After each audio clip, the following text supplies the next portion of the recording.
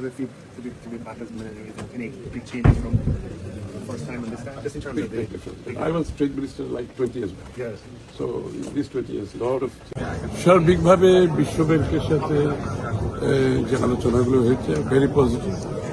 বিশ্ব ব্যাংকের প্রেসিডেন্টের সাথে যে আলোচনা হয়েছে ভেরি পজিটিভ, এবং অন্য যে ইস্যুগুলো আমাদের ইলেকশন ম্যানিফেস্টোর সাথে অ্যালাইনড ওরা হচ্ছে, এবং এই ব্যাপারে কোনো দ্বিমত নেই।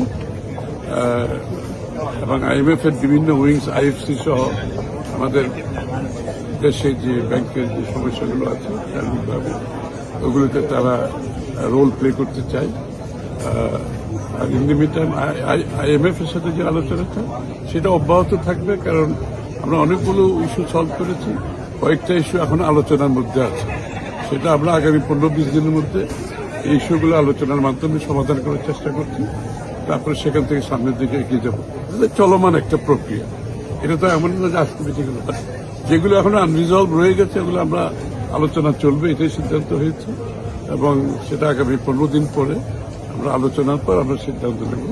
তবে আমি মনে করি সার্বিকভাবে যে সবাই মোটামুটি বিএনপির নির্বাচনী যে স্ট্যান্ডের সাথে অ্যালাইন হয়েছে, এর মধ্যে সমর্থন আছে। কিভাবে এটা আমরা বাস্তবায়ন করবো, এখানে যে সমস্যাগুলো সমাধান করবো, অ্যাপ্রোচটা কি হবে, এটা নিয়ে আমাদের মধ্যে আলোচনা চলছে। স্যার জাস্ট একটা কোশ্চেন স্যার, মিনওয়াইল স্যার নেতিবাচক একটা খবর ছড়াইছে কোনো মাধ্যম যে IMF না বলে দিচ্ছে, এইটা স্যার একটু আপনি ক্লিয়ার করুন স্যার। যারা IMF না বলেছে তাদের উত্তরটা তাদের দিতে হবে, আমি দেবো কিনা। আমি তো জানি যে এই ধরনের কোনো আলোচনা এখনো ওই জায়গায় আমরা যাইনি। আমি তো মনে করি এখনো আমরা আলোচনা চলছে, সামনের দিকে যে বিষয়গুলো এখনো রিজলভ হয় নাই এগুলো আগামী দিনে আলোচনার মধ্যে আসবে, এটাই পরিষ্কার সিদ্ধান্ত।